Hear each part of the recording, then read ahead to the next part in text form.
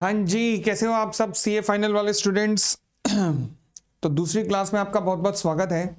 पहली बात तो आप में से कई लोग परेशान हो रहे थे कि सर ये क्लास कब कब आएगी, तो मैंने कहा मैं पहले बता देता हूँ कि क्लास कब कब आएगी। ध्यान रखना आपकी ये जो स्पेशल ये जो आपकी क्लास है सीए फाइनल की सेल्फ पेस्ड एग्जाम के ऊपर, ये आपको मिला करेगी Tuesday, Thursday, Saturday and Sunday. इन 4 दिन में क्लास मिला करेंगे आपको। और फ्रॉम ट्यूसडे, आप जैसे इस ट्यूसडे को आज जैसे इस टाइम आप जब क्लास देख रहे होंगे तो शायद मंडे शुरू हो चुका है। हालांकि मैं रात को अब 12 बजे के बाद 11:55 हुए हैं रात को जब ये क्लास अभी बना रहा हूँ। बट संडे की क्लास आज थोड़ा शेड्यूल बिजी था जिसकी वजह से बना नहीं पाया, तो अभी बना रहा हूँ इसलिए। तो आपको ट्यूसडे अगली क्लास मिलेगी, फिर थर्सडे, फिर सैटरडे और संडे, इस तरीके से आपकी क्लासेस चलेंगी। ठीक है जी। आ, तो अब हम क्लास नंबर 2 शुरू करते हैं। क्लास नंबर 1 में हम लोगों ने डेफिनेशंस की थी, आज भी कुछ डेफिनेशंस को ही कंटिन्यू करने वाले हैं। मेरी अगली डेफिनेशन जो है उसका नाम है की मैनेजरियल पर्सनल। की मैनेजरियल पर्सन, जिसे हम केएमपी के नाम से पुकारते हैं। हालांकि इस डेफिनेशन की असली इंपॉर्टेंस तब समझ आती है जब हम सेक्शन 203 करते हैं। तो यानी कि सेक्शन 203 करने पर इसकी असली जो इंपॉर्टेंस है ना, वो वहां जाके क्लियर होती है।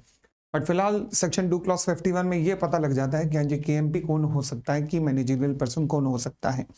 तो सबसे पहले की मैनेजरियल पर्सन का कॉन्सेप्ट क्यों लाया गया, चलिए पहले इस बात पे गौर करते हैं कि लाया क्यों गया, इस कॉन्सेप्ट की जरूरत क्या थी। जरूरत ये थी कि जब भी कंपनी लॉ में कोई भी डिफॉल्ट होता है तो हम कहते हैं जी डायरेक्टर्स लायबल है, डायरेक्टर्स लायबल है, डायरेक्टर्स लायबल है। तो हर काम के लिए डायरेक्टर्स को लायबल ठहरा देना क्या सही है क्या? फॉर एग्जाम्पल, अगर कंपनी ने मान लीजिए फॉरेन एक्सचेंज, कंपनी के पास एक्सपोर्ट प्रोसीड्स आई, फॉरेन एक्सचेंज जमा नहीं की टाइम पर, ये भी डायरेक्टर की गलती है।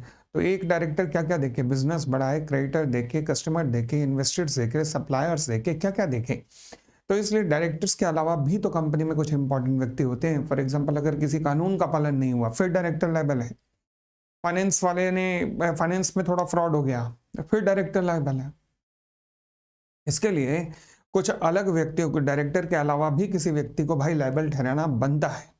तो अब वो व्यक्ति जो कि डायरेक्टर के अलावा, वो व्यक्ति जो कि डायरेक्टर के अलावा लायबल होते हैं, दे आर कॉल्ड एज की मैनेजरियल पर्सनल।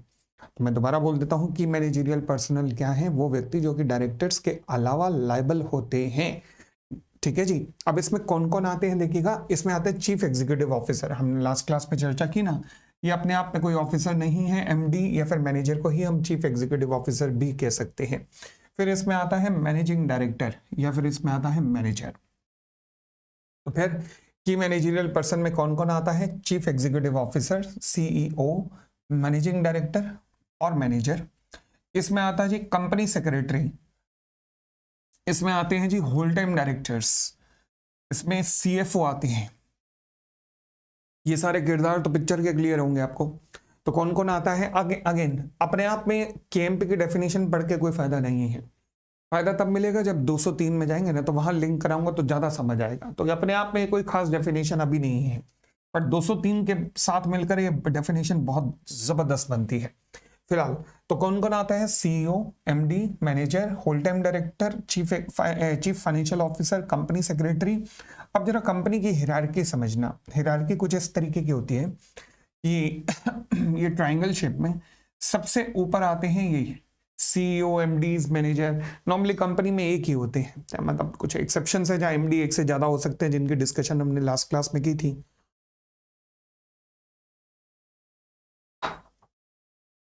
इससे थोड़ा सा नीचे चलें तो ये वाली स्टेज आती है जिसे अपन लोग होल टाइम, यहाँ पे ये वाले हम इस लेवल पे आते हैं जिसमें होल टाइम डायरेक्टर कहते हैं, मतलब ये एक से ज्यादा हो सकते हैं। फिर होल टाइम डायरेक्टर्स के नीचे वाली स्टेज आती है जिसे अपन लोग कह सकते हैं VP, vice president, general manager, business heads. अब सवाल उठा क्या ये भी केएमपी की डेफिनेशन में आएंगे? हाँ, अगर बोर्ड ऑफ डायरेक्टर इन्हें रिकमेंड करेगा तो ये भी डायरेक्टर्स की डेफिनेशन में, सॉरी केएमपी की डेफिनेशन में ये भी आ सकते हैं। अगर रिकमेंड करेगा, कौन रिकमेंड करेगा इन्हें? बोर्ड ऑफ डायरेक्टर्स रिकमेंड करेगा। ठीक है, कोई इतनी बात। चलिए, फिर इसके अलावा आता है सच अदर पर्सन एज में भी प्रिस्क्राइब। अभी तक तो कुछ प्रिस्क्राइब है नहीं, तो यानी कि मेरे लिए 6 पॉइंट ज्यादा रेलेवेंट है नहीं। ओके, तो केएमपी की डेफिनेशन में कौन है? Chief executive officer, managing director, manager, whole time director, company secretary, CFO, और वो लोग जो कि होल टाइम डायरेक्टर से केवल एक ही नीचे हैं, मतलब एक ही लेवल नीचे है, मतलब not more than one level below the director who is in the whole time employment of the company, मतलब होल टाइम डायरेक्टर्स की बात कर रहा है। तो ये हमारे केएमपी हुए। अगेन 203 के अंदर ही जाके डिटेल में समझेंगे, बट फिलहाल हम आते हैं अपने पहले सेक्शन की तरफ, डायरेक्टर्स के पहले सेक्शन की तरफ, जिसका नाम है सेक्शन 149। सेक्शन 149 देखो, कुछ डेफिनेशंस अभी भी पेंडिंग रह सकती होंगी, परंतु वो जाके हम उनके रिस्पेक्टिव लोकेशंस पर जाकर करेंगे। फॉर एग्जांपल, जैसे एक बहुत इंपॉर्टेंट डेफिनेशन है रिलेटेड पार्टी, तो वो हम तब करेंगे जब हम सेक्शन 188 कर रहे होंगे, ठीक है ना। चलिए तो फिलहाल section 149 which talks about the board of directors of the company, तो कंपनी के बोर्ड ऑफ डायरेक्टर्स में कौन कौन आता है देखते हैं। कहता है जी, सबसे पहली बात, every company to have a board of director, जिसमें केवल इंडिविजुअल होंगे, यानी कि डायरेक्टर्स केवल इंडिविजुअल ही बन सकता है, इंडिविजुअल के अलावा कोई और नहीं बन सकता डायरेक्टर्स। दूसरी बात है, मिनिमम नंबर ऑफ डायरेक्टर्स कितने होने चाहिए। प्राइवेट कंपनी है तो 2, पब्लिक कंपनी है तो 3, 1 पर्सन कंपनी है तो 1। तो मिनिमम डायरेक्टर चाहिए, प्राइवेट में 2, पब्लिक में 3, ओपीसी में 1, और मैक्सिमम डायरेक्टर्स कितने हो सकते हैं 15। मैक्सिमम डायरेक्टर्स कितने हो सकते हैं 15, ठीक है जी। अब ये जो 15 डायरेक्टर्स की कंडीशन है, this is not applicable to the government company और section 8 company, not applicable to the government company और सेक्शन 8 कंपनी, यानी कि गवर्नमेंट कंपनी और सेक्शन 8 कंपनी में 15 से ज्यादा भी डायरेक्टर्स हो सकते हैं, हाँ कोई रिस्ट्रिक्शन नहीं है तो हो सकते हैं, क्या दिक्कत है, ठीक है ना। चलिए और आगे बढ़ते हैं। फिर लॉ कहता है कि सपोज अगर आपको 15 से भी ज्यादा डायरेक्टर्स करने हैं, तो for this you have to pass the special resolution, यानी कि 15 से ज्यादा डायरेक्टर्स के लिए आपको स्पेशल रेजोल्यूशन पास करना पड़ेगा।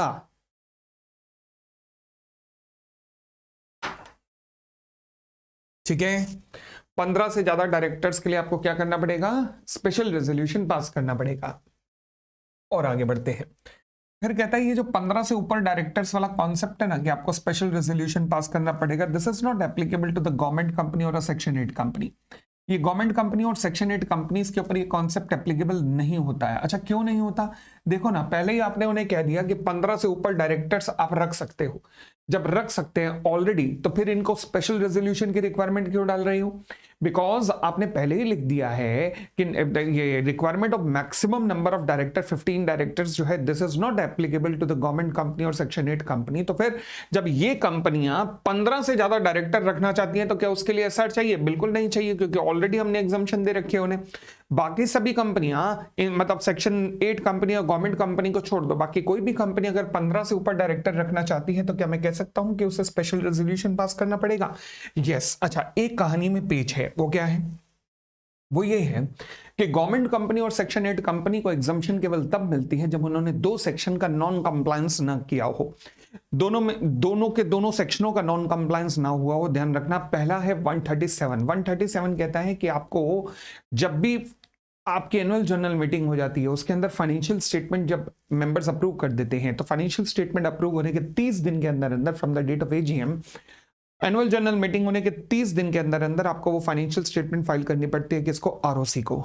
ये पहला 137 कहता है। फिर सेक्शन 92 कहता है कि आपको सालाना रिटर्न, मतलब एनुअल रिटर्न फाइल करनी पड़ेगी आरओसी को with in 60 days from the AGM plus 60 days के अंदर आपको एनुअल रिटर्न फाइल करनी पड़ती है। तो ध्यान रखना, 2 रिक्वायरमेंट है पहले हमारे पास।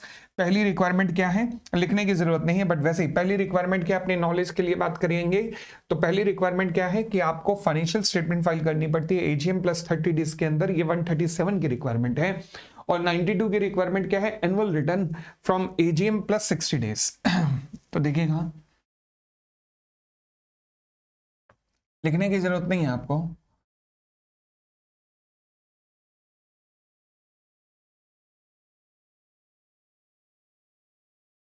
वन 137 के अंदर एजीएम प्लस 30 डेज, और 92 के अंदर आपको फाइल करना पड़ता है एजीएम प्लस 60 डेज। यहां पर क्या फाइल करना पड़ता है, फाइनेंशियल स्टेटमेंट, और यहां पर क्या होता है, एनुअल रिटर्न। ठीक है जी। तो अगर इन दोनों की फाइलिंग में कोई भी डिफॉल्ट किया आपने, तो फिर ये सेक्शन 8 कंपनी और गवर्नमेंट कंपनी को हम कोई भी एग्जाम्शन इस मामले में नहीं देंगे। तो यानी कि इनको एग्जाम्शन केवल तभी मिल रही है, ये जो 15 डायरेक्टर्स हैं या जो ये स्पेशल रेजोल्यूशन पास करने की रिक्वायरमेंट से जो एग्जाम्शन है वो केवल तभी है जब इन्होंने दोनों सेक्शनों का नॉन कंप्लायंस ना किया हो। ठीक है, चले अब मैं कह रहा हूं दोनों में से किसी का भी नॉन कंप्लायंस नहीं होना चाहिए। बिल्कुल सही बात है। क्यों? क्योंकि वर्ड क्या है? और, यानी कि 137 और 92 दोनों में से किसी का भी डिफॉल्ट ना हो। अगर एंड होता तो उसका मतलब होता कि दोनों का डिफॉल्ट नहीं होना चाहिए, मतलब एक का हो सकता है, बट वर्ड है और का मतलब है दोनों में से किसी का भी डिफॉल्ट नहीं होना चाहिए। चलिए जी, और आगे बढ़ते हैं। एक क्वेश्चन आपके सामने दिया हुआ है, एक केस स्टडी टाइप दिखेगा। कहता है as per there article of association the maximum number of directors of each of the following companies is 9। अच्छा, Goodheart company limited, Frontline trading private limited, Hindustan zinc limited, a government company under section 2 clause 45 of the companies act 2013। Okay, the board of director of the aforesaid company proposed to increase the number of directors to 18. Advise whether under the provisions of the Companies Act 2013 the board of director can do so। हाँ जी, क्या board of director ऐसा कर सकते हैं? Board of director can do so. चलिए, सवाल उठा कितने डायरेक्टर्स करना चाहते हो आप? 18 डायरेक्टर करना चाहते हो। आज की डेट में कितना है? 9। As per the article of association 9 की लिमिट है और 18 पे लाना चाहते हो। अच्छा, 18 पे लाना चाहते हो तो पहले तो मुझे एक बात बताओ कि सबसे पहली बात कि आपने आर्टिकल को भी अमेंड करना पड़ेगा, क्योंकि आर्टिकल में 9 लिखा हुआ है तो आर्टिकल को अमेंड करना पड़ेगा। यस। अच्छा, आर्टिकल को अमेंड करने के लिए क्या चाहिए होता है आपको? Special resolution. अगर आप आर्टिकल को अमेंड करना चाहते हैं तो आपको कौन सा रेजोल्यूशन चाहिए? स्पेशल रेजोल्यूशन चाहिए आर्टिकल को अमेंड करने के लिए। तो स्टेप नंबर 1 क्या होगा? आपको आर्टिकल को अमेंड करना पड़ेगा जो कि सेक्शन 14 के अंदर होता है, और इसके लिए आपको स्पेशल रेजोल्यूशन पास करना पड़ेगा। स्पेशल रेजोल्यूशन पास करना पड़ेगा। ठीक है जी। दूसरी बात, अब आता है सेक्शन 149 सबसेक्शन 1 का प्रोवाइजो, जो कहता है कि 15 से ऊपर करने हैं तो फिर एसआर। तो गुडहार्ट कंपनी लिमिटेड में क्या आपको एसआर पास करना पड़ेगा? योप। क्या फ्रंटलाइन ट्रेडिंग प्राइवेट लिमिटेड में पास करना पड़ेगा? योप। अच्छा, क्या हिंदुस्तान जिंक लिमिटेड यानी कि गवर्नमेंट कंपनी में पास करना पड़ेगा? नो। अच्छा, परंतु एक शर्त है, वो क्या? कि कोई भी डिफॉल्ट ना हुआ हो। कहां पर? 137 या 92 में कोई भी डिफॉल्ट ना हुआ हो, तब मैं मान लूंगा इस बात को। यानी कि अगर कंपनी ने कोई भी डिफॉल्ट कमिट नहीं किया है 137 और 92 में, तो कंपनी को कोई भी एसआर पास करने की जरूरत नहीं है। ठीक हो गई इतनी बात? चले, मेरा अगला कॉन्सेप्ट आता है women director. Second proviso to section 149 subsection 1 women directors की बात करता है। क्या कहता है वुमेन डायरेक्टर्स के बारे में? देखो जी, लॉ कहता है, मैं चाहता हूं कि हर प्रेस्क्राइब कंपनी के बोर्ड पर कम से कम एक वुमेन डायरेक्टर जरूर हो, क्योंकि जहां वुमेन डायरेक्टर होगी वहां भ्रष्टाचार नहीं होगा। ये लॉ मेकर्स के विचार हैं। बात भी ठीक है। मां की ममता, ये तो हर कोई कहता है, बाप की बापता कभी कोई नहीं कहता। तो बाय नेचर वुमेन को ऐसा बनाया गया है कि वो भ्रष्टाचार नहीं करती। अब आपके दिमाग में एक्सेप्शंस आ रही होंगी, exceptions are always there, but normally ये भ्रष्टाचारी नहीं होती। क्यों? क्योंकि इनके अंदर एक मतलब ममता वाला भाव होता है जो भ्रष्टाचार करने नहीं देता। ठीक है ना? तो लॉ मेकर ने उसी भाव को समझा और कहा कि भैया हम नहीं चाहते कि वुमेन, हम चाहते हैं कि हर प्रेस्क्राइब यानी कि बड़ी कंपनी में एक वुमेन डायरेक्टर जरूर हो। ठीक है ना? ताकि बोर्ड की गरिमा बनी रहे। ओके, तो इसलिए लिखा गया at least 1 women director shall be on the board of the following classes of the companies. Okay, अब रूल नंबर 3 कहता है कि वो कौन कौन सी कंपनी है। पहला, एवरी लिस्टेड कंपनी, हर लिस्टेड कंपनी में। दूसरा, इसके अलावा हर अदर पब्लिक कंपनी में जिनकी पेड अप कैपिटल 100 करोड़ या 100 करोड़ से ज्यादा, या फिर टर्नओवर 300 करोड़ या 300 करोड़ से ज्यादा है। तो पेड अप कैपिटल कितनी? 100 करोड़ या 100 करोड़ से ज्यादा, और टर्नओवर कितनी? 300 करोड़ या 300 करोड़ से ज्यादा है। तो हर ऐसी कंपनी में क्या होना पड़ेगा? Women director. साथ में लिस्टेड कंपनी में भी। लिस्टेड कंपनी में कोई पेड अप कैपिटल और टर्नओवर नहीं देखनी, ध्यान रखना। बस लिस्टेड हो गया तो बस हो गया काम, तो पर आपको वुमेन डायरेक्टर रखनी है। बट बाकी कंपनियां जो पब्लिक लिमिटेड होंगी उन्हें ये रिक्वायरमेंट पूरी करनी है। मेरे लिए जो पेपर के लिए इंपॉर्टेंट पॉइंट बनेगा वो ये वाला है, बहुत ज्यादा इंपॉर्टेंट पॉइंट है। हालांकि इसके ऊपर भी सवाल कई बार बन सकता है, बनने की पॉसिबिलिटी है यहां पर भी, बट पूरा वुमेन डायरेक्टर का कॉन्सेप्ट पर से मैं कहूंगा बहुत ज्यादा इंपॉर्टेंट है। हाँ जी, फिर कहता है अगर मान लीजिए कोई इंटरमिटेंट वैकेंसी अराइज होती है वुमेन डायरेक्टर के ऑफिस में। इंटरमिटेंट का मतलब होता है अचानक से वैकेंसी अराइज हो गई। फॉर एग्जांपल वुमेन डायरेक्टर की डेथ हो गई, रिजाइन कर गई, रिटायरमेंट हो गया, कोई भी ऐसा रीजन हुआ जिसकी वजह से उन्हें अपना ऑफिस समय से पहले छोड़ना पड़ा, तो this is called as intermittent vacancy. तो इसे कैजुअल वैकेंसी भी कहते हैं। तो अगर कोई भी कैजुअल वैकेंसी या इंटरमिटेंट वैकेंसी अराइज हो गई वुमेन डायरेक्टर के ऑफिस में, तो वो कब तक फिल की जानी चाहिए? लॉ कहता है कोई भी इंटरमिटेंट वैकेंसी को फिल किया जाना चाहिए एकदम आने वाली बोर्ड मीटिंग के अंदर, एकदम आने वाली बोर्ड मीटिंग के अंदर, और 3 months of such vacancy which ever is later. अच्छा, हम जो नॉर्मली याद करते हैं which ever is earlier, but यहां पर ध्यान रखना विच एवर इज लेटर है, घबराना नहीं और ध्यान रखना इस बात को, विच एवर इज लेटर। तो कोई भी कैजुअल वैकेंसी या इंटरमीडिएट वैकेंसी अगर वुमेन डायरेक्टर के ऑफिस में अराइज हुई तो कब तक फिल हो जानी चाहिए? या तो एकदम आने वाली अब बोर्ड मीटिंग या फिर 3 month, which ever is later, which ever is later. आगे बढ़ते हैं। प्रोवाइडेड दैट अगर कोई कंपनी which has been incorporated under this act and is covered under the provision of the second proviso to subsection 1 of section 149, मतलब सीधा बोलना यार कि अगर कोई नई कंपनी इनकॉर्पोरेट हुई है जो कि सेकंड प्रोवाइजो के अंदर कवर है, कोई नई कंपनी इनकॉर्पोरेट हुई है जो कि सेकंड प्रोवाइजो के अंदर कवर है, तो उस कंपनी को इन रिक्वायरमेंट्स को पूरा करना पड़ेगा। उस नई कंपनी को इन रिक्वायरमेंट्स को पूरा करने के लिए अपन लोगों ने कितना वक्त दिया है? 6 महीने का वक्त दिया है। यानी कि वो कंपनी इस सेक्शन का कंप्लायंस कब तक कर सकती है? विद इन 6 मंथ, 6 महीने के अंदर अंदर इस सेक्शन को कंप्लाई कर सकती है। ठीक हो गई इतनी बात। अब मैंने कहा जी इस सेक्शन के अंदर अगर आप गौर करो तो पेड अप कैपिटल भी यूज हुआ है एंड टर्नओवर भी यूज हुआ है। तो सवाल उठा पेड अप कैपिटल और टर्नओवर आपने कब के देखने हैं? तो लॉ कहता है जी पेड अप कैपिटल हो या टर्नओवर हो, ये दोनों figure latest audited financial statement की ली जानी चाहिए। मतलब जो एकदम पिछला ऑडिट हुआ है वो उठानी है आपको फिगर। ठीक हो गई इतनी बात। तो अभी तक आपने क्या कहा? वुमेन डायरेक्टर कौन कौन सी कंपनीज में लगेंगे, फिर हमने कहा इंटरमीडिएट वैकेंसी, फिर हमने कहा जी नई कंपनियों में कब तक इस लॉ को कंप्लाई करना है? 6 महीने के अंदर अंदर इस लॉ को कंप्लाई करना है। क्लियर हो गई इतनी बात भी। और आगे बढ़ते हैं। हाँ जी, आइएगा एक छोटा सा केस देखते हैं। कहता board of director of MNP limited appointed miss Neha as a women director in the board meeting held on 10th of September 2014. Okay, the said appointment was made to fill the vacancy of the woman director which had occurred as a result of the resignation of Miss Sheila on 30th June 2014. तो शीला जी कब गई हैं? 30 जून 2014 को गई हैं। नई director कब appoint हुई है? बोर्ड मीटिंग हुई 10 सितंबर 2014 को। तो पहली बात 30 जून के बाद 3 महीने, जुलाई, अगस्त, सितंबर, और अगली बोर्ड मीटिंग 10 सितंबर, विच एवर इज लेटर तक अपॉइंट कर सकते थे। तो 10 सितंबर को अपॉइंट किया तो कोई दिक्कत है क्या? कोई दिक्कत नहीं है। क्यों? क्योंकि आप कब तक अपॉइंट कर सकते थे? 30 जून के बाद अगले 3 महीने, मतलब जुलाई, अगस्त, सितंबर, 30 सितंबर, और नेक्स्ट बोर्ड मीटिंग मतलब 10 सितंबर, विच एवर इज लेटर तक, मतलब 30 सितंबर तक आपके पास टाइम था। आपने तो 10 तारीख को ही अपॉइंट कर दिया, तो क्या दिक्कत है? कोई दिक्कत नहीं है।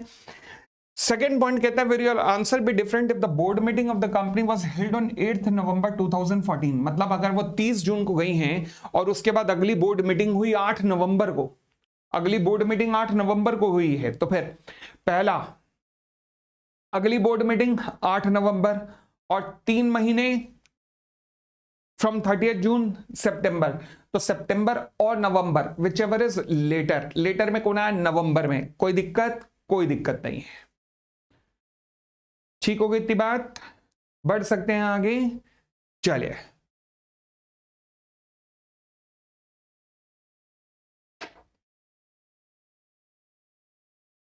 हाँ जी, अब हमारे पास कॉन्सेप्ट आता है रेजिडेंट डायरेक्टर। ये क्या होता है रेजिडेंट डायरेक्टर? ये भी समझिएगा। देखो जी ऐसा होता था पहले ना, बड़ी एक प्रॉब्लम सी आती थी। वो प्रॉब्लम क्या थी कि हमारा ROC, रजिस्ट्रार ऑफ कंपनी, कई बार ऐसा करता था कि कंपनी से कोई इंफॉर्मेशन मंगानी होती थी तो कंपनी को नोटिस इशू करता था, और बेचारा वो नोटिस इशू ही करता रह जाता था क्योंकि कंपनी की तरफ से कभी कोई रिप्लाई नहीं आता था। तो बेचारा वो नोटिस इशू करके थक जाता था। फिर वो कहता था कि चलो वही कंपनियों का नाम ही काट दो रजिस्टर से, कोई रिप्लाई तो हो नहीं रहा। अब इतने में डायरेक्टर आ जाते थे, अरे हम हैं, हम यही हैं, अरे कैसी बातें कर दी, हम यही हैं। इसको देखते हुए लॉ मेकर ने कहा देखो ऐसा है, डायरेक्टर्स बेशक तुम विदेशों में रहो या जहां मर्जी रहो या चांद पे जाओ, मुझे कोई मतलब नहीं, मुझे केवल एक चीज से मतलब है। वो क्या? कि आपका कोई ना कोई डायरेक्टर इंडिया में जरूर रहना चाहिए, पूरा साल नहीं, मिनिमम 182 दिन, एटलीस्ट 182 डेज हर फाइनेंशियल ईयर में। तो कम से कम एक डायरेक्टर, ताकि नोटिस रिसीव तो कर सकें यार। आप कोई भी नोटिस आए तो 3-3 साल हो जाते थे, कोई नोटिस रिसीव करने वाला नहीं होता था कंपनी के रजिस्टर्ड ऑफिस पे। तो इसलिए आज के बाद हर डायरेक्टर को इंश्योर करना पड़ेगा, हर कंपनी के यस, कि कम से कम एक डायरेक्टर इंडिया में कम से कम 182 डेज के लिए रहेगा ही रहेगा। अच्छा, न्यूली इनकॉर्पोरेटेड कंपनी की बात अगर मैं करूं तो फिर requirement of this subsection shall apply proportionately, तो यानी कि 182 डेज जो है वो प्रोपोर्शनेटली अप्लाई हो जाएंगे नई कंपनी के केस में, कोई दिक्कत नहीं है। आगे फिर मैं आईएफएससी कंपनीज की बात करूं। हाँ जी, आईएफएससी कंपनीज ये क्या होती है? पहली बात, आईएफएससी कंपनीज देखो जी, भारत में एक तो स्पेशल इकोनॉमिक जोन का कॉन्सेप्ट है, फिर उससे ऊपर भी एक कॉन्सेप्ट आया क्या? आईएफएससी का। अब आईएफएससी और स्पेशल इकोनॉमिक जोन में क्या फर्क है? इंटरनेशनल फाइनेंशियल सर्विस सेंटर, ये ऐसा स्पेशल इकोनॉमिक जोन है जहां पर आप फॉरेन करेंसी के अंदर भी डील कर सकते हो, क्योंकि स्पेशल इकोनॉमिक जोन एक ऐसी जगह मानी जाती है, इंडिया के अंदर होने के बावजूद भी एक ऐसी जगह मानी जाती है जो कि इंडिया के बाहर है। से फॉर एग्जांपल नोएडा दिल्ली के पास है, ये अब इंडिया के बाहर एक जगह मानी जाती है। मतलब इसका इंपॉर्टेंस ये है कि नोएडा में कोई माल आए या नोएडा से कोई माल जाए ना, तो विदेशों से अगर कोई माल आ रहा है तो नोएडा में तो कोई इंपोर्ट ड्यूटी नहीं लगेगी, नोएडा से बन के कोई माल विदेशों में जा रहा है तो कोई एक्सपोर्ट ड्यूटी नहीं लगेगी, क्योंकि हम नोएडा को ट्रीट करते हैं इंडिया के बाहर। बट एक चीज है कि नोएडा के अंदर ट्रांजैक्शन जो होंगी वो आईएनआर में होनी चाहिए, इंडियन रुपीज में होनी चाहिए। फिर अब हमने एक इससे भी एक स्टेप आगे एक ऐसे कॉन्सेप्ट का के बारे में सोचा जो इंडिया के बाहर माना जाएगा, मगर इंडिया के बाहर माना जाएगा मगर वहां पे डीलिंग भी आईएनआर के अलावा फॉरेन करेंसी में होंगी। अच्छा, तो इस कॉन्सेप्ट को हमने बनाया कहां पर? गुजरात के गांधीनगर में, by the name of gift city. तो गुजरात के गांधीनगर शहर के अंदर एक गिफ्ट सिटी ओपन की गई जहां पर फॉरेन करेंसी के अंदर आप ट्रांजैक्शंस कर सकते हो। ठीक हो गई इतनी बात, फॉरेन करेंसी में ट्रांजैक्शंस कर सकते हो, तो उसे हम आईएफएससी कंपनीज कहते हैं। यहां पर जो भी कंपनीज इनकॉर्पोरेट हुई हैं they are called as IFSC companies. अच्छा, फिर कहता है आईएफएससी प्राइवेट कंपनी हो या पब्लिक कंपनी हो, तो फिर यहां पर रेजिडेंट डायरेक्टर का कॉन्सेप्ट कब से लगेगा? From the financial year following the year of its incorporation, यानी कि पहले साल, in the year of its incorporation. ये कॉन्सेप्ट ही नहीं लगेगा रेजिडेंट डायरेक्टर का, लगेगा ही अगले साल से। तो उनको एक एक्स्ट्रा एग्जम्पशन दी गई है कंपनी लॉ में। चलिए उसके बाद आते हैं हम अगले कॉन्सेप्ट पर, called as independent director. Independent director के कॉन्सेप्ट की जरूरत क्यों पड़ी? पहले तो ये कथा को सुनिएगा। सत्यम पैसा क्यों डूबा? सत्यम में पैसा इसलिए डूबा क्योंकि कंपनी के जो एमडी साहब थे रामलिंगम राजू, उनके मन में लालच आ गया था। लालच कैसा आया था कि उन्होंने जो पब्लिक का पैसा था वो उठा के अपने दोनों बच्चों की कंपनी मीटास रियल एस्टेट और मीटास इंफ्रास्ट्रक्चर में ट्रांसफर कर दिया था। तो यानी कि लालच आ गया था मन में, तो बच्चों को सेट करने के चक्कर में इन्होंने कई लाख लोगों को सेट कर दिया। ठीक है ना? काश उस वक्त बोर्ड ऑफ डायरेक्टर पे कोई ऐसा व्यक्ति होता जो रामलिंगम राजू का ऐसा करने से पहले हाथ पकड़ लेता और उसको कहता ना मुन्ना ना, मैं तुझे ऐसा नहीं करने दूंगा। बट पूरे बोर्ड ऑफ डायरेक्टर पे अनफॉर्चुनेटली कोई भी ऐसा व्यक्ति नहीं था जो कि रामलिंगम राजू को रोक सके। तो रिजल्ट क्या हुआ? सत्यम स्कैम। एक और कथा सुनाता हूं, अमेरिका की एनरॉन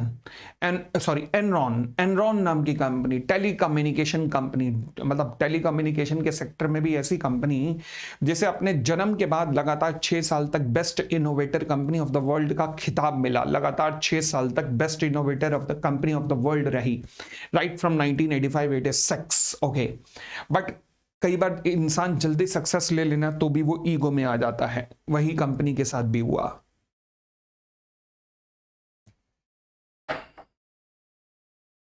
आ गए ईगो में भाई साहब, और ईगो में आने के बाद किया क्या? ईगो में आने के बाद कंपनी ने ऊट पटांग डिसीजन लिए और world wide loss making companies को टेक ओवर करना शुरू कर दिया। अब जब लॉस मेकिंग कंपनीज को टेक ओवर करना शुरू किया टेक ओवर करना, तो इसका रिजल्ट क्या था कि इन्होंने पहले शेयर होल्डर्स को कहा कि हमें केवल 5 साल का वक्त दे दो, हम सभी लॉस मेकिंग कंपनीज को प्रॉफिटेबल बना देंगे। जैसे इनके हाथ में पत्थर आ गया हो ना, पारस का जो हाथ लगाते ही सोना कर देंगे, बस यही फीलिंग थी इनके मन में। खैर 5 साल बीत गए, 97 98, तो प्रॉफिट, अब इतना ही टाइम दिया था शेयर होल्डर को, हो नहीं पाया, लॉस मेकिंग थी company, consolidated figure loss making थी। अब कंपनी ने अपने ऑडिटर आर्थर एंडरसन, जो कि उस वक्त वर्ल्ड की नंबर 1 सीए फर्म थी, आज तो आपने नाम भी नहीं सुना होगा शायद, क्योंकि आज तो बिग 4 में आती नहीं है, बट पहले वर्ल्ड की नंबर 1 सीए फर्म थी Arthur Andersen, and I am talking about 90s and early 2000, ठीक है ना। तो फिर हुआ क्या, तो आर्थर एंडरसन को समझाया और आर्थर एंडरसन ने इस बात पे एग्री कर दिया कि हम विंडो ड्रेसिंग करेंगे। रिजल्ट ये था कि 97 98 की बैलेंस शीट में प्रॉफिट एंड लॉस में प्रॉफिट दिखाया, जबकि प्रॉफिट था नहीं। सेम 98 99 99 2000 2000 2001 लगातार 4 साल तक विंडो ड्रेसिंग की गई और शेयर होल्डर का कॉन्फिडेंस मेंटेन करने के लिए प्रॉफिट दिखाया गया, जबकि एक्चुअल में कंसोलिडेशन में लॉस था। अब रिजल्ट ये हुआ कि पूरी कैपिटल जब वैनिश हो चुकी थी एक्चुअल में, तो फिर अल्टीमेटली 1 मई 2001 को कंपनी ने बैंक्रप्सी के लिए फाइल कर दिया स्टेट ऑफ टेक्सास के कोर्ट में, जहां पर ये $40 बिलियन की उस टाइम की बैंक्रप्सी थी। मतलब इससे बड़ी बैंक्रप्सी कभी वर्ल्ड में सोची भी नहीं गई थी, मतलब इतनी बड़ी बैंक्रप्सी उस टाइम पे हुई थी, ठीक है। तो अब अल्टीमेटली हुआ क्या, कंपनी बैंक्रप्ट हो गई। अब बैंक्रप्ट होने के बाद स्टेट ऑफ टेक्सास ने कहा जी ऐसा है, बंद करो कंपनी को, उठा के कंपनी को बंद करो और आर्थर एंडरसन को भी बंद करो।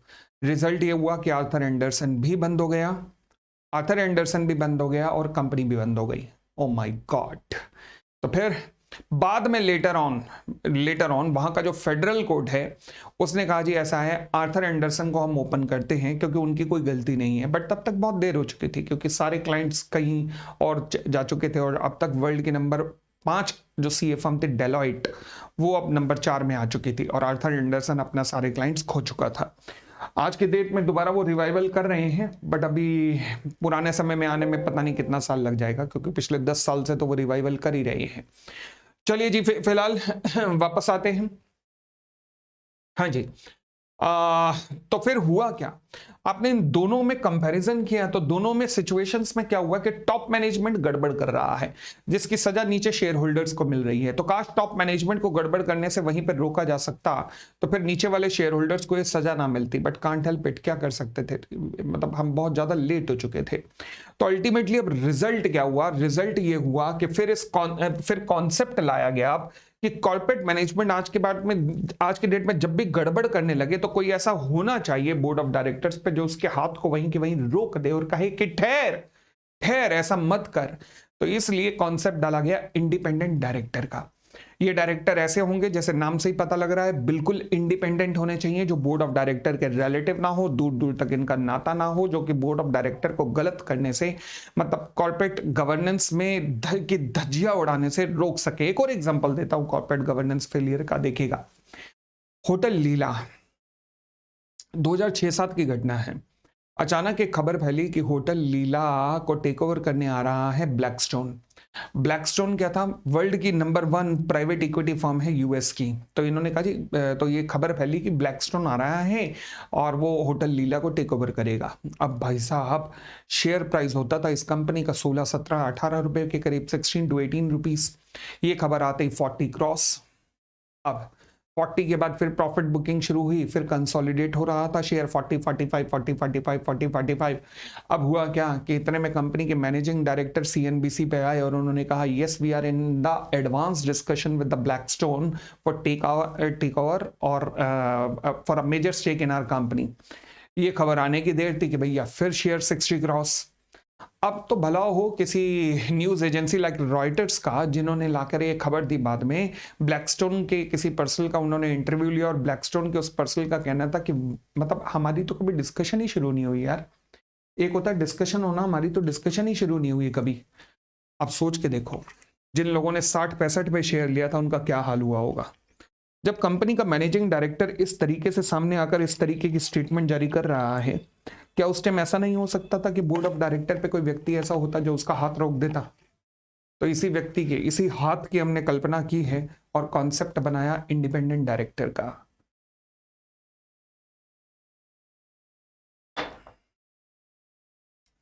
ठीक है। तो यहां पर इंडिपेंडेंट डायरेक्टर के कॉन्सेप्ट को अपन लोगों ने जन्म दिया। अब इंडिपेंडेंट डायरेक्टर का कॉन्सेप्ट आज के डेट में कौन सी कंपनीज के ऊपर लगता है, तो मैं कह सकता हूं कि हर लिस्टेड पब्लिक कंपनी के ऊपर लगता है। हर लिस्टेड पब्लिक कंपनी में कम से कम 1/3 of the total number of directors क्या होने चाहिए, इंडिपेंडेंट डायरेक्टर्स होने चाहिए। कम से कम 1/3 of the total number of directors independent directors होने चाहिए। उसके बाद फिर आता है जी रूल नंबर 4। रूल नंबर 4 कहता है कि लिस्टेड पब्लिक कंपनी को छोड़ देना। ध्यान रखना क्या लिखा है, listed public companies, listed public companies. इसके अलावा अगर मैं बात करूं तो लॉ कहता है कि इसके अलावा भी इंडिपेंडेंट डायरेक्टर की जरूरत पड़ सकती है। किनमें, बाकी पब्लिक लिमिटेड कंपनीज में कम से कम 2 इंडिपेंडेंट डायरेक्टर होंगे। अच्छा, लिस्टेड में कितने चाहिए, 1/3 ऑफ द टोटल डायरेक्टर्स। बाकी पब्लिक कंपनी में कितने चाहिए, कम से कम 2। कौन सी पब्लिक कंपनीज में चाहिए, जिनके पेड अप कैपिटल 10 करोड़ या 10 करोड़ से ज्यादा, टर्नओवर 100 करोड़ या 100 करोड़ से ज्यादा, या फिर आउटस्टैंडिंग लोन या डिबेंचर्स 50 करोड़ से ज्यादा हो। तो ऐसी कंपनियों में कम से कम 2 इंडिपेंडेंट डायरेक्टर होने चाहिए। कम से कम 2 इंडिपेंडेंट डायरेक्टर होने चाहिए। क्लियर हो गई इतनी बात, आगे बढ़ते हैं। हाँ जी, फिर कहता है जी चाहे वो पेड अप कैपिटल हो, टर्नओवर हो। अच्छा, ये रूल बहुत काम आएगा, रूल नंबर 4 कई जगह काम आएगा भी, देखना। तो रूल नंबर 4 में 3 रिक्वायरमेंट है, पेड अप कैपिटल, टर्नओवर और आउटस्टैंडिंग लोन या डिबेंचर्स। ध्यान रखना, paid up capital 10 crore, 10 crore और मोर देन 10 करोड़, और टर्नओवर 100 करोड़ और more than 100 crore, outstanding loan और डिपॉजिट्स मोर देन 50 करोड़। यहां पर 50 करोड़ नहीं है, मोर देन 50 करोड़ है। ध्यान रखना, यहां पर फंसा सकता है आपको। आगे फिर कहता है ये जो लिमिट्स आपने लेनी है, चाहे पेड अप कैपिटल हो, टर्नओवर हो, या फिर लोन या डिबेंचर्स वगैरह के लिमिट, ये कब देखी जाएगी, तो लॉ कहता है जी लास्ट ऑडिटेड पे ये देखी जाएगी। कब देखी जाएगी, लास्ट ऑडिटेड पे। अच्छा, फिर कुछ कंपनियां ऐसी हैं जहां पर इंडिपेंडेंट डायरेक्टर को अपॉइंट करने की जरूरत ही नहीं है। अच्छा, वो कौन कौन सी कंपनियां हैं, पहली बात joint venture company, for example L&T plus मान लीजिए अंसल्स। अगर ये दोनों मिलकर कोई प्रोजेक्ट चलाते हैं, हमें कोई जरूरत नहीं है इस जॉइंट वेंचर में इंडिपेंडेंट डायरेक्टर रखने की। क्यों, क्योंकि जो रिस्पेक्टिव कंपनियां हैं, फॉर एग्जांपल L&T का जॉइंट वेंचर हुआ है ना, मगर L&T पर से में इंडिपेंडेंट डायरेक्टर होगा तो फिर तो इनके जेवी में अपॉइंट करने की जरूरत नहीं है, क्योंकि JV is considered as an associate company. तो जेवी क्योंकि आपकी एसोसिएट कंपनी माना जाता है, तो जब मेन कंपनी के अंदर इंडिपेंडेंट डायरेक्टर होगा तो एसोसिएट कंपनी में रखने की जरूरत नहीं है। ठीक है, अगली बात, डोरमेंट कंपनी, कोई धंधा कर नहीं रही ऐसी कंपनियां जो आज के डेट में कोई भी धंधा नहीं कर रही हैं, these companies are called as dormant company, जिनका आज के डेट में कोई भी बिजनेस नहीं है। फिर उसके बाद अगली कौन सी कंपनी है जी, उसके बाद हमारी अगली कंपनी आती है IFSC पब्लिक कंपनी। हाँ जी, again international financial service centre में located public company. Sir what about IFSC private company, आप अगर ऊपर देखो तो प्राइवेट कंपनी के ऊपर तो कॉन्सेप्ट ही नहीं लग रहा। यहां भी लिखा है एवरी लिस्टेड पब्लिक कंपनी है अदर पब्लिक कंपनी, तो इसका मतलब प्राइवेट कंपनी पे कॉन्सेप्ट ही नहीं है। तो इसलिए IFSC प्राइवेट कंपनी के बारे में यहां पर लिखने में जरूरत ही नहीं लॉ मेकर्स को। ठीक है ना, तो इसलिए IFSC पब्लिक कंपनी लिखा। फिर Holi owned subsidiary company, for example अगर मैं कहूं कि HDFC की कुछ होली ओन सब्सिडरी कंपनी है। भाई साहब, जब HDFC बैंक के अंदर आपका इंडिपेंडेंट डायरेक्टर है, then why there is a requirement to have an independent director separately in the wholly owned subsidiary companies as well, because 100% capital is being held by the HDFC bank limited only. ठीक है ना, clear, और आगे बढ़े, चलिए। फिर law कहता है जी कोई भी अगर इंटरमिटेंट वैकेंसी अराइज हुई in the office of the independent director, तो वो इंटरमिटेंट वैकेंसी को कौन फिल करेगा, लॉ कहता है इंटरमिटेंट वैकेंसी को फिल किया जाएगा इमीडिएट बोर्ड मीटिंग और 3 month of the vacancy which ever is later के अंदर फिल किया जाएगा। तो बिल्कुल वुमेन डायरेक्टर जैसा कॉन्सेप्ट आ गया। ठीक है, उसके आगे कहता है जी in case of a company covered under this rule is required to appoint, अच्छा पॉइंट है, higher number of independent director due to composition of its audit committee. मान लीजिए किसी कंपनी को इंडिपेंडेंट डायरेक्टर ज्यादा अपॉइंट करने पड़ रहे हैं, क्यों, क्योंकि ऑडिट कमेटी के सेक्शंस की रिक्वायरमेंट के कारण।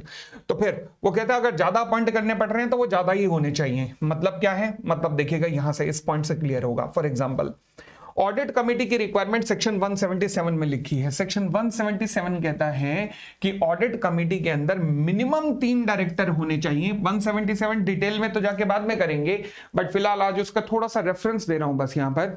हाँ जी, ऑडिट कमेटी का सेक्शन कहता है कि ऑडिट कमेटी में मिनिमम 3 डायरेक्टर्स होने चाहिए, जिसमें इंडिपेंडेंट डायरेक्टर्स जो है वो मेजॉरिटी में होने चाहिए।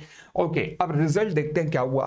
मान लीजिए ए लिमिटेड एक अनलिस्टेड कंपनी है जिसकी पेड अप कैपिटल कितनी है, 15 करोड़ रुपए। अच्छा, 15 करोड़ पे क्या रूल लग जाता है, रूल नंबर 4? हाँ, 15 करोड़ पे लग जाता है, क्योंकि पेड अप कैपिटल 10 करोड़ या 10 करोड़ से ऊपर में लग जाता है। तो कंपनी को 2 इंडिपेंडेंट डायरेक्टर अपॉइंट करने की जरूरत है, क्योंकि रूल के अंदर कवर हो रही है। लिस्टेड होती तो 1/3 ऑफ द टोटल डायरेक्टर होते, ठीक है ना। चलिए, तो A limited is an unlisted company having a paid up capital of rupees 15 crore and total director कितने हैं, 12। डायरेक्टर इन ऑडिट कमेटी कितने हैं, 7। हमारा कॉन्सेप्ट कहता है इंडिपेंडेंट डायरेक्टर मेजॉरिटी में रहने चाहिए, तो यहां की इंडिपेंडेंट डायरेक्टर कितने हो गए, 4। अब अगर मैं रूल नंबर 4 देखूं, रूल नंबर 4, तो कहता है कि अनलिस्टेड पब्लिक कंपनी में चाहिए 2, बट मैं 177 देखूं तो मुझे चाहिए 4। तो अब फिर 149 सबसेक्शन 4 में भी कितने होने चाहिए, आंसर इज 4, क्योंकि यही लिखा है कि अगर मान लीजिए इंडिपेंडेंट डायरेक्टर की रिक्वायरमेंट ज्यादा है, क्यों, ऑडिट कमेटी के कंपोजिशन के कारण, तो भाई इंडिपेंडेंट डायरेक्टर आप ज्यादा वाले ही लेना, इंडिपेंडेंट डायरेक्टर आप ज्यादा वाले ही लेना, ठीक है।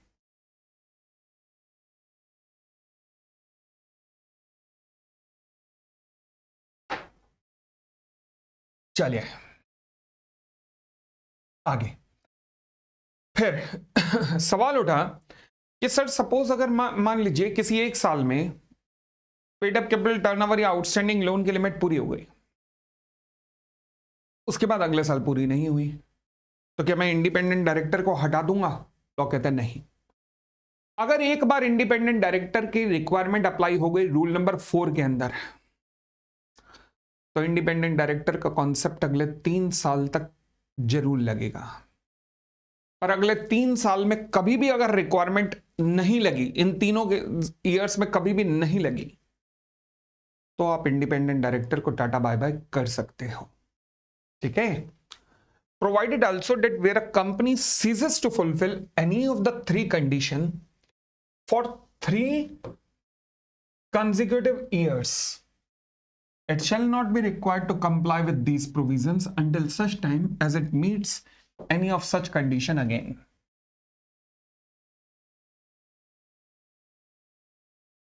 Decide about the requirement to have an independent director in 2021 with the following details for Z Limited, that is an unlisted company. Financial year 16-17, 17-18, 18-19, 19-20. Paid up capital, turnover, outstanding loan 16-17. Turnover crossed 120 crores. Low ji, requirement लग गई, लग गई। When the requirement to appoint an independent director shall arise, can I say from 16-17? Yes. अब अगले साल 6-90-30 नहीं लगी, कोई कंडीशन पूरी नहीं हो रही। 7-80-20 कोई कंडीशन पूरी नहीं हो रही। 8-50-40 कोई कंडीशन पूरी नहीं हो रही। तो इसका मतलब है क्या कंपनी अगर मान लीजिए 1920 से डिसकंटिन्यू करना चाहती है, कर सकती है? नहीं। कब से कर सकती है? 2021 से। 20-21 से कर सकती है, 19-20 से नहीं। ठीक होगी इतनी बात भी? चले लो जी, तो आज की क्लास हमारी ये भी छोटी ही है, यहां तक है। अब अगली क्लास से आपको फुल फ्लेज मिलने लग जाएंगी क्लासेस, जो कि 2 घंटे की होंगी क्लासेस, 1.5 से 2 घंटे की होंगी। एंड ताकि अब आपकी कंसिस्टेंसी इन स्टडी बनी रहेगी कि 3 क्लासेस आपको मिनिमम एक हफ्ते के अंदर मिलेंगी। ठीक है जी। अब अगली क्लास में हम जो कॉन्सेप्ट करने वाले हैं वो बहुत टेक्निकल कॉन्सेप्ट है, जहां पर हम चर्चा करेंगे इंडिपेंडेंट डायरेक्टर के पूरे सेक्शन के ऊपर, कि इंडिपेंडेंट डायरेक्टर की क्वालिफिकेशन वगैरह के ऊपर भी, और वहां पर भी हम इंडिपेंडेंट डायरेक्टर से रिलेटेड कुछ केस स्टडीज भी करेंगे, ठीक है। और अगली क्लास के अंदर मैं आपको पहला केस दूंगा, पहला बड़ा सा केस दूंगा सॉल्व करने के लिए, मजा आएगा आपको, करके देखिएगा। अभी तक के जितने कॉन्सेप्ट हुए हैं उन सबको वहां पर डाल दूंगा, तब देखते हैं कि कैसा केस स्टडी बनता है। ठीक है, चलिए जी, बहुत बहुत धन्यवाद। We will meet very soon now in next couple of days. Thank you, bye bye, take care.